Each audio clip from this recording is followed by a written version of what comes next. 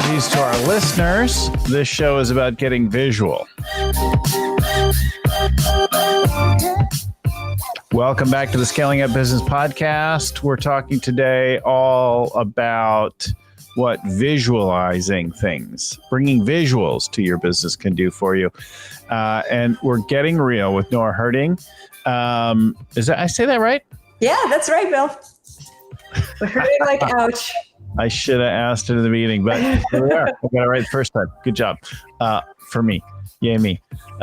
So big thanks to some of our sponsors. First of all, we're sponsored by the EO organization, Bay Area Chapters.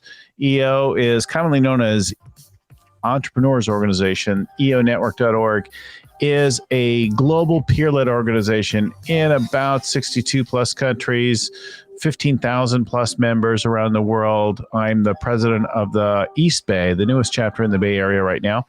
And I've been a member for 21 years now across multiple companies, involved in so many ways. So our 3 Bay Area chapters connect you to those 15,000 members around the world.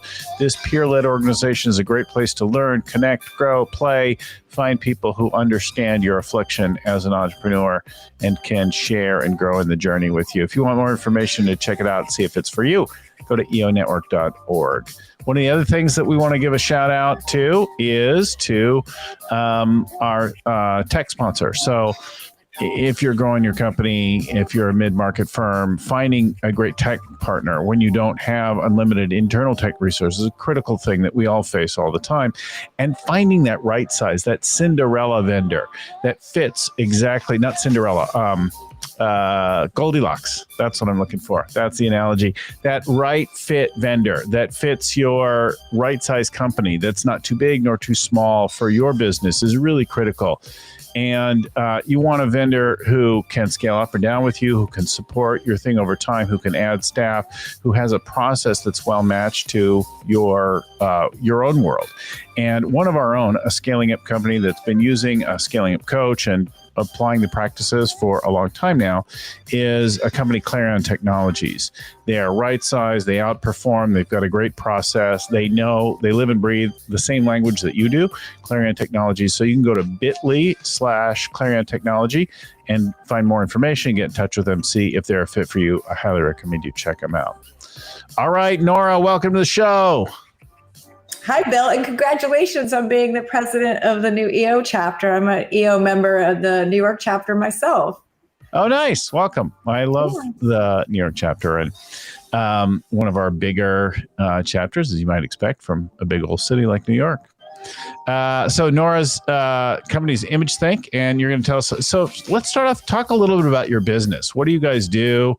What is the world? I know about it, but tell our listeners and viewers. Yeah, right. People are often like, what the heck? There's the long and short answer, but what we do at ImageThink is we help clients, a lot of Fortune 500 companies, leaders there, move, we like to say, from insight and ideas to action, which could be anything, right? That sounds like kind of a regular consulting firm, but the way we do that is through the power of visual leadership and visual communication. So oftentimes that'll look like being in the room with CEOs or C-suite, working on a strategy, and our people are visualizing in real time in front of everybody, basically all of the big ideas and the path forward. So helping them gain alignment, clarity, and cut through complexity, but using pictures to do that. You maybe have seen this in conferences, board meetings, offsites, things like that before, where they're doing it, but also in planning sessions, in going through things, adding a visual element to it is really powerful and not a regular part of many of our processes. So talk to us about how you got into this business. Why this? Yeah, well, there's the long answer and the short answer. No, we want the long one for sure. The long one. Okay, well, because this is about getting real, right? With your clients. So I was apparently 9 months old and my favorite toy was a pen and paper. I was always artistically inclined, but I was from like a working class family. I was first generation college. So when I thought the path that seemed to be the safest and make the most sense was to go sort of the college professor route, which actually is pretty competitive, but you have tenure, you have health insurance, and my parents were practical people. So I did that. I got a professorship at 27, not easy to do. And shortly after doing that, I was like, you know what? This goal that I had is actually kind of a failure of imagination. What else can I do? So I quit my job. I moved to New York with no plan. And before I went, my mom, I took her out to dinner and she said, well, when you move to New York, are you going to get a job at an art firm? And I said, oh, Mom, what's an art? Tell me about this. She's like, it's artists. They all work for a company. They go there together. They make art for other companies. Nora, like a law firm, but for artists, an art firm. So at this point, she's so earnest that I'm no longer kind of laughing. And I look at her and I say, look, Mom, that doesn't exist. And this look, she gets real quiet. This look of like terror comes over her face. And she says, well, Nora, what are you going to do? And I felt awful because I was like, I don't know. So I fell in with Capgemini, which used to be Ernst & Young. And they had, at the time, no one called it design thinking. This was 2005. They had this cadre of really weird people who worked in these spaces that had all these whiteboards and they rolled around. And we were sort of all freelance from different backgrounds. And we put on these innovation workshops and these design thinking workshops. And I learned the particular craft of what we call graphic recording, the visual synthesis live for these companies on the job. And, 2009 started kind of like had my own website. First client was NASA. And, fast forward, it's been 12 years. We support about 350 engagements a year. And, I think we've worked in 27 countries, Bill, supporting clients, and awesome. all the formats that you talked about just a minute ago. But it was really, it was a little bit accidental, but it really merges this idea of bringing a skill set around the power of visuals to business people that have a real business impact and sort of fusing that art and business together. That's really what gets me out of bed in the morning. Could you hear my dog in the background right now? Yeah, I could. That brought a visual to mind. Yappy little dog. He's elated that my son has arrived at the house, who's 24, doesn't live with us, but he gets very excited. Yeah. Well, you're probably elated too, I hope. Right. Well, you have to say I hope, right? Because when our adult kids show up, sometimes that could be a bad thing. Oh, yeah, they want something. No, he's great. He lives nearby. Yeah. Oh, yeah. So that's a really great thing. So you start with NASA, right? What do they do? Oh, I don't know. Something about Velcro, I think. Velcro. Tang, Velcro. Tang, yeah. They made Tang. Yeah. Yeah. Dehydrated ice cream. Yeah. Essential innovations at NASA. I think that's a pretty good. So you got paid $1 billion, right, to do a drawing? Yeah, basically. A screw, a drawing. It took 4 years. No, NASA's really cool. As a kid of my age, by far the most inspiring thing in my early life was watching Neil Armstrong step onto the moon, right? 1969. That was like a mind-blowing thing, changed my whole view for a long time. And what a cool thing, right? To get such a visible marquee client. And now you've parlayed that into work all over the world. So I'm guessing that was probably a big break between both the Ernst & Young, Capgemini, and then the NASA work that like created a huge opening. Well, the NASA work was a great client, and definitely, credibility building. I think that our big break was actually working with Ogilvy and being sort of Ogilvy's PR arm at South by Southwest in, let's say, 2012, 2013. So they came to us and they said, we want you to visualize, 75 of the main stage keynotes, and you're going to kind of be our showpiece, as image think. And we did that. They printed thousands and thousands of versions overnight of our capture and gave it, there was lines like in the convention center at Austin, of people taking the posters. And then, so even to this day, or like years later, people will be like, oh, I have Guy Kawasaki's talk that you did on my cubicle. It's so cool. And it works so well for us that even after Ogilvy kind of moved on, and Ogilvy got a Cannes Lion for best PR that year. Wall Street Journal cited ImageThink as one of the top 5 best things at South by. And then we ourselves worked directly with the festival for a couple of years. So that just gave us a lot of exposure. It didn't quite showcase the true, strategy sessions, strategic planning sessions that you talked about, Bill, because that is where I think we really bring a lot of impact. But it definitely opened up people's idea about what this field is. That a lot of at that point, our marketing was really just education, because no one even understood what it was that we did or why you would want that, right? So that helped tremendously. I have had people call it a gimmick and say that. And I bring that up because I think it's useful to say, well, let's talk about your challenge in just a minute. But let me just say that I can remember very clearly one of my psych professors who began and delivered the entire semester with a single drawing. And he's like, and he just created this visual of the whole semester, his entire class in one single visual. He's like, if you just stay with me and pay attention, you'll be surprised that the test will be a piece of cake. And it was, in fact, like I could just think, oh, that's ideas over there, and it looks like that, and this relates to that over there, and the whole visual came back to me. Now, maybe I'm just oriented that way, but I thought it was brilliant, and I think about that often whenever we have an opportunity to record a meeting in a visual fashion like that. Yeah, absolutely. I mean, I think that's case in point is that it's very memorable. I don't believe it's just you. My sister's a neuroscientist, so I'm able to vet some of this. And I actually later talked at South by Southwest about what are some of the things happening in our brain that would make this effective. But I always like to bring people back to cave painting. So the cave of Altamira, it's 30,000 BC is when they've dated these cave paintings that are bison and game. And they believe that was kind of hunting instructions.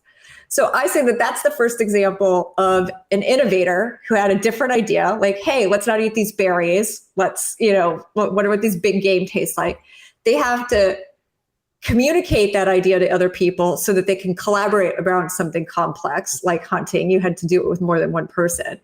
And then they were successful. So then it became a document, right? So there's a very, very long lineage of visuals being effective for organizing people, for making it more memorable, for, expressing complicated ideas in ways that are relatable. So I don't think it's just you, Bill. I think it's also our early ancestors and, children come by it naturally. And it's really kind of an innate thing, both as an audience and as someone doing it, that people can tap into. Like your professor, he wanted to make sure he imparted his ideas to his audience, to his students, and your evidence that it was really an effective technique. Now, I don't know if I could recall it all today. It's been a few years, but for a long time, for years after, I could remember that class really distinctly, the parts of it in a very different way than I could. And today, our clients often build visuals for their vivid vision. They build visuals for some of them for the core elements of their strategy, their manifesto stuff, the purpose and values, that kind of thing. And I do a vision like a vision board along with my personal annual plan. So I build this element out, and I've done kind of the structural work of putting the pieces in place, and then I put the visuals behind it afterwards. And I find it helps me subtly, subconsciously, and I actually print them up, and I will have 2 or 3 around the house in places like in my office, by my closet, that kind of thing, that just, I don't do much with them. I just kind of let them be there. And then I look at them again from time to time, but in particular at the end of the year to see how did I do it. And it has a huge effect on imagining that piece and then letting it sort of live there. it's affecting us. Yeah, you could call me up when you do yours next, because I've been doing that for myself since 2011.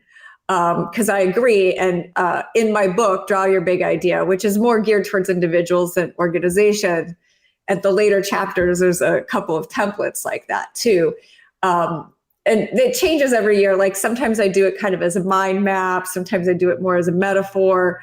But absolutely, I think as an individual, it's helpful. But, even more so if you have a strategy plan that you need other people to follow too. So one time I was giving this workshop to a group of IBMers just about why this is valuable, right? A little bit about what we're talking about today with your audience. And I had an example up, and the woman in the crowd said, "That's actually my team. That's my team at IBM that you guys did this for, and I still use it." And I was surprised because it was about cloud transformation. And usually, a year or two later, that technology is moving way too fast. Yeah. So I said, "You're still using this?" And she said, "Well, yeah, because I show this even to interns that start, because it's important for them to know where they are now, where we were 2 years ago, and kind of the path that we're on." So it was delightful to hear. And it was very specific to them. They had all these kind of like in jokes in the diagram and in the visual, but that, it wasn't even just that year's strategy, that this leader still like to use it for context. It's like a storytelling device. Oh, I totally get that. And I think having the in jokes with it as well is kind of cool. Like, it helps make it memorable and increase your affinity for it, right? Yeah, for sure. And sometimes you can use that to bring up like surface harder issues. So in one example that we have, it's kind of this bridge to the future drawing. There's water, and in one they're like, "Oh, what are the sharks? The sharks are your challenges." They're like leadership. And they just like wrote it, that group was like, the leadership's the sharks. And they were able to sort of say that and then show it to the leadership, that I feel like if it wasn't a drawing and there wasn't like a metaphor, that they probably would have been a lot more reticent to be like, "You're one of the obstacles for us achieving our goal," But I've been in some tough conversations with a couple of organizations where they really call out the senior leadership as being a barrier. And I think that having like some of these pictures makes it a little bit more accessible to have those conversations. It's funny how the visuals, humor, smells, there are certain things mentally that work to recall, and then you can organize things. So we've talked a lot about what it is and the value of it and your early breakthrough. What do you suppose has been your biggest challenge so far? Maybe you're still dealing with it right now, but. Right. Well, I think that always changes what the challenge is, right? Certainly the challenge that I had in 2019 was definitely different than the challenge I had in March or April of 2020. I think scale is a hard challenge for a service-based business. I'm curious what you think. You have lots of people on here, how people approach it, but it's a very personal, very idiosyncratic, very human act that we perform for our clients. Years ago, I worked with somebody who was like, "Oh, could we somehow make some kind of software that people could use?" But I think we probably have job security for a little while before someone comes out with good enough AI to do what we do in person. So really, the training and the scaling is always a bit of a challenge for someone, doing something that's so high touch for clients. Yeah, very involved, very personal. So do you ever have jobs go bad where people are like, "Oh, I didn't like that. I didn't want it." Really rarely. I think what's interesting is when it's happening live, there's a certain amount of latitude that people have, that if it was just an illustration, that they might have commentary. But in the act of like seeing it created, very rarely are there changes where the client's like, "You didn't quite get that right." I can usually count it on one hand each year. We do hundreds of sessions because we're really trying to reflect back what they're saying. And of course, there's some editorializing that happens, Yes. but the real skill for my team is around synthesizing the information, listening to it, synthesizing, and then making judgment about what is priority. And the illustration part is actually the much easier part to teach or have. It's really that synthesis that, where it stands. And that's usually also where maybe if there is a misstep, that's where it happens. Mm-hmm. So lucky break challenge. What do you suppose has been your biggest mistake? Oh, yeah. My biggest mistake. Well, years ago, we had a person working for us freelance that said, "Oh, I want to be a business partner, and I can fulfill another region in the country." And I was like, "Yeah, no, I don't think so." And then so he started his own company. Really talented, is probably our biggest competitor. So maybe that's the biggest mistake. But I think also maybe not being aggressive enough. Delegating faster, hiring faster, getting a little bit ahead, is always, when is that moment? When is that right moment? And having judgment about that. How about a brag? Is there something that you could brag about, or a superpower that you have that you are proud of? Yeah. So, well, the funny thing is my weird superpower is that I'm the person, no matter, I could be in a completely different country and not speak the language, and people will cross the street to ask me for directions.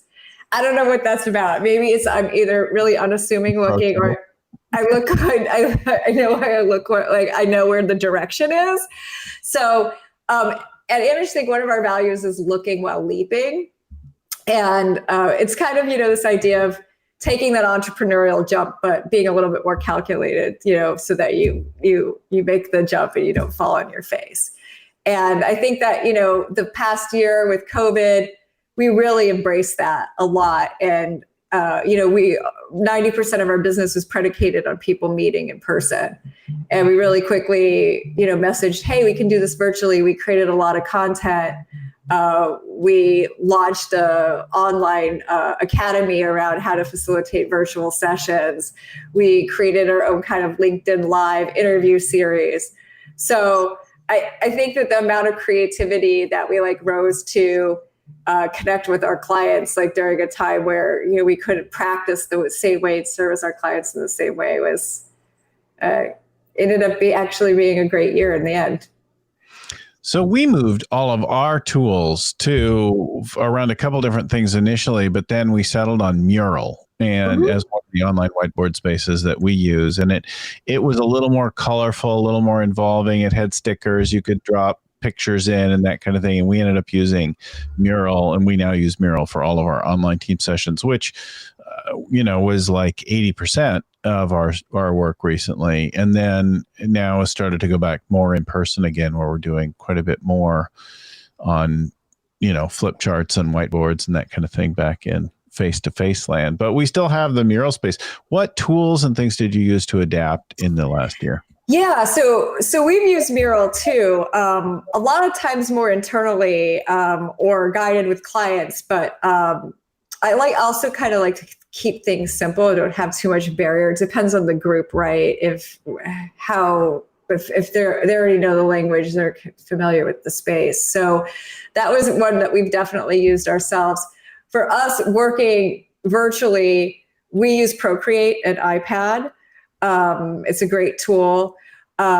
We basically pivoted one person's role to basically be the AV and tech researcher. So at the beginning, it was kind of like, what platforms do we need to be able to do this in? And really just figured out a way to be flexible where our clients were, whether it was in Zoom or Teams or Gather is kind of an interesting one. I don't know if you've been in Gather. It's a kind of a conference platform, but you have an avatar.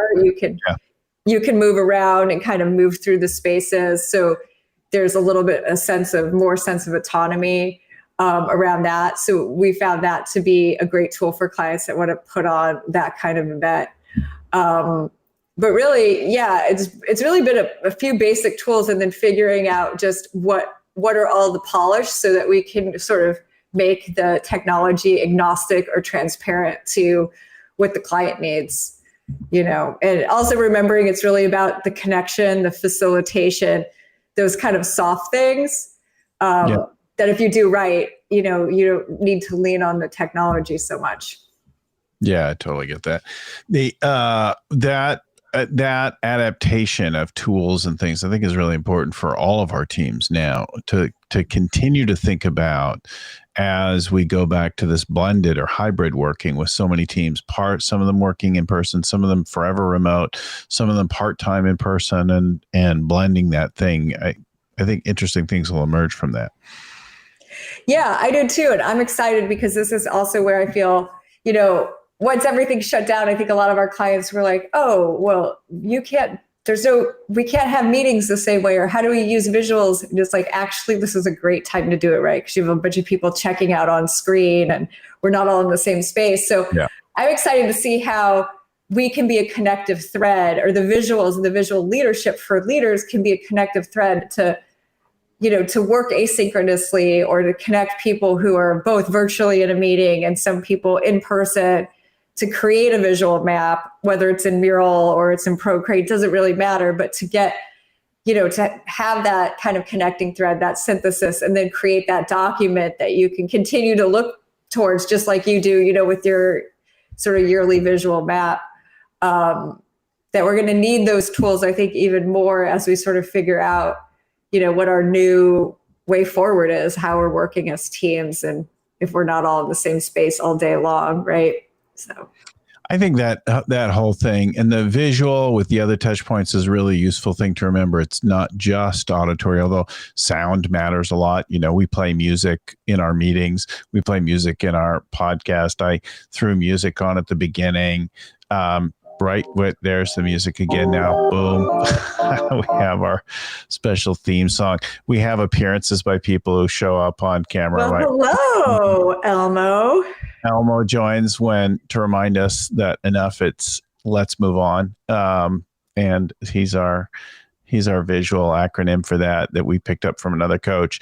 We've upgraded cameras and lighting systems here. We can throw in our slides when we need to and talk about that. And it's not actually well organized right now for my whole thing. But like that adaptation of all of the tools and all of the things to work in a new environment and to do it now. Like right now, okay, what's needed for the next meeting or the next thing, I think makes a big difference in all of that. And throughout all of that I love the visual piece that you're bringing in with it, helping people organize the thinking and see the thoughts and ideas and how they interrelate with each other and like that.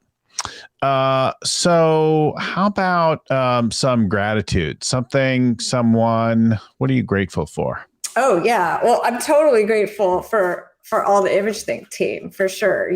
There's one day I walked into my office, looked around at all these people who had art backgrounds that work full-time making visuals for corporations, and thought, oh, I did make the art firm after all, and I think that there's people, you might feel this way too, Bill, that are passionate and committed every day to kind of your vision, right? Mm-hmm. The thing that you want to do is pretty humbling.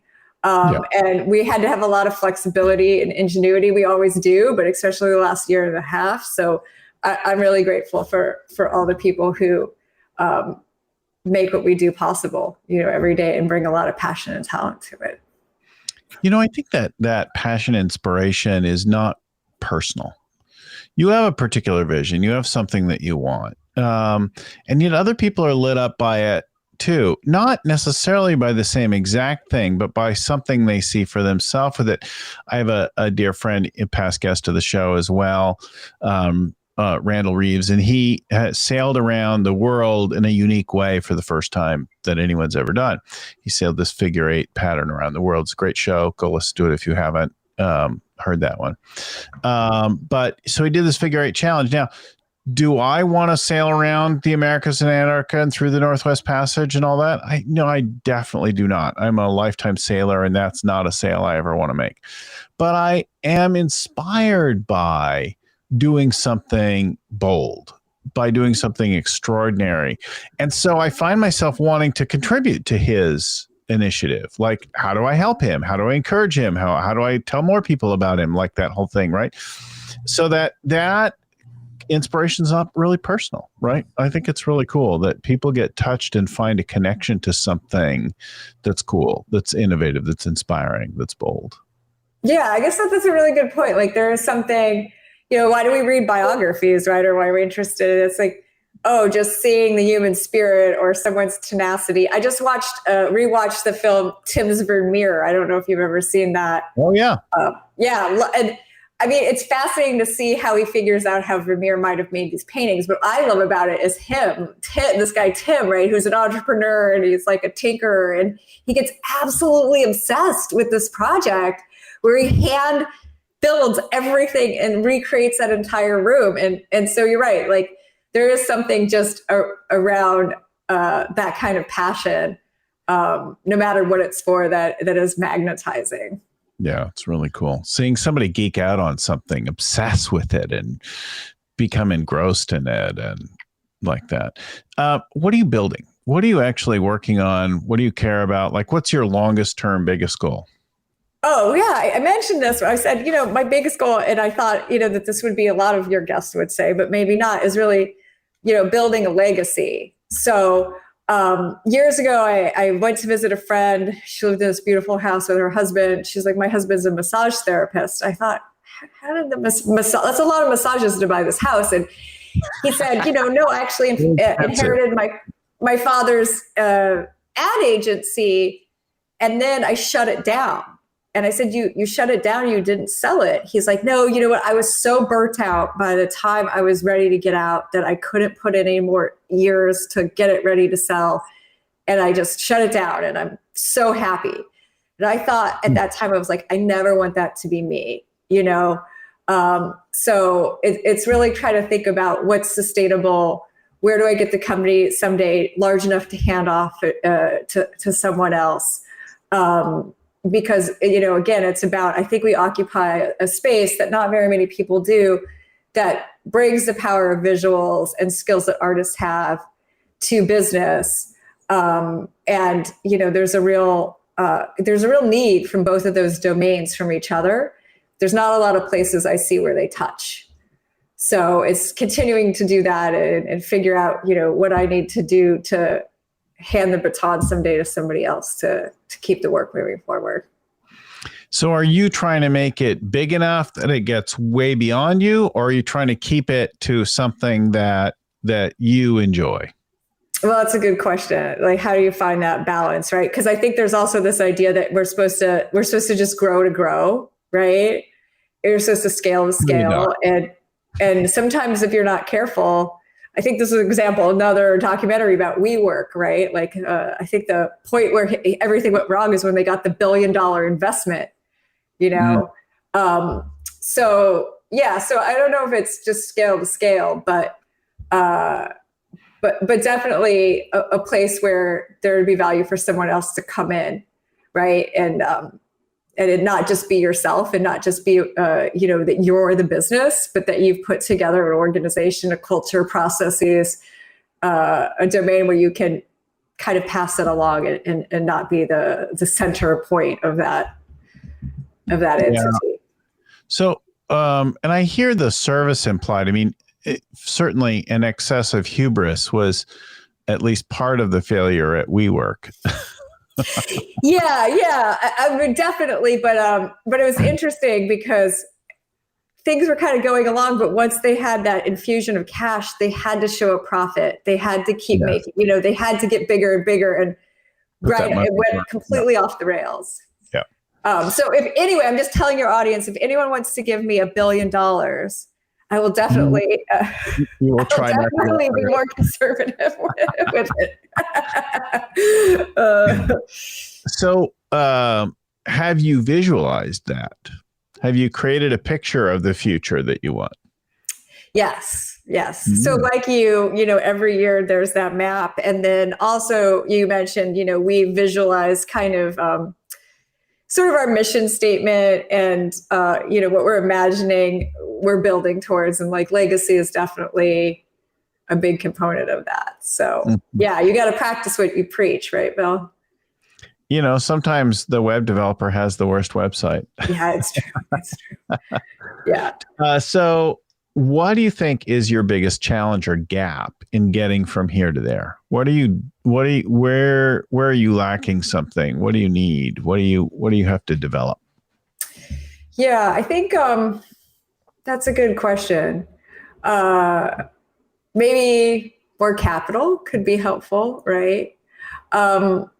I also, I've been wanting to, I've been trying, this has been on my list and I haven't been able to move forward on it, is a board of advisors. That was given to me, because I'm a one-person show. We were self-funded. I did have a business partner. I bought her out years ago. We put $1,000 in a bank account, and that's how we started ImageThink. So we never borrowed any money. We never had any investors. But what comes along with that is a little bit of counsel, right? I mean, I guess it's a little double-edged sword, but just a board of advisors to be that sounding board and to pull in those perspectives. And, moving towards that, I think would be a great goal to hit and possibly give a little bit of a boost in terms of strategy. Yeah. Interesting. What haven't I covered? I don't know. You got my big goals. You got my biggest challenge. We got all the stuff. I've asked for $1 billion. Yeah. So let's give folks some info about you in just a second. Let me remind everyone that we're sponsored by the EO chapters in the Bay Area. You can find information about the Entrepreneurs Organization at eonetwork.org. Lovely that you're also a member in New York. We have 62 countries, many chapters, 15,000 plus members around the world. We've got 3 here in the Bay Area, and we all work really cooperatively, unusually cooperatively between all those chapters. But being a member of EO gives you an instant connection to people all over the world.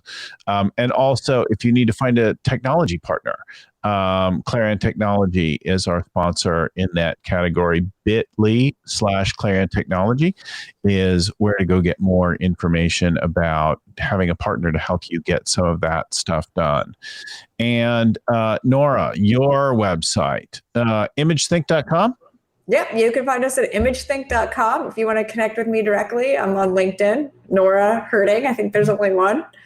So look forward to hearing from you. Some of your work and see some of what you do and how it works, and some of the rest of your team. You got a not insignificant team there of other people doing the same kind of thing, right? Yeah. And then if people are interested in trying out what you and I have already figured out around the visioning and the goal setting, my book, Draw Your Big Idea, has 106 visual exercises, and there's a couple just on that as well. That's awesome. Big thanks to Lucy Summers, working behind the scenes to get our show together and out the door and scheduled and promoted and prepared and all that. Big thanks also to Vern Harnish, author, creator of the Scaling Up Framework and the original Rockefeller Habits. Our audio is edited by Albert Burge at Podfly Productions. Our show notes are written up by Ayn Kadina and proofread by Tim McGowan. I want to thank everyone for listening and watching and encourage you to keep scaling up. If you want to drop us a line, send a note to info@scalingcoach.com. Any feedback, like, subscribe, give us a review. All that stuff helps us and gets them out to you every week. Thanks again, everyone. Keep scaling up.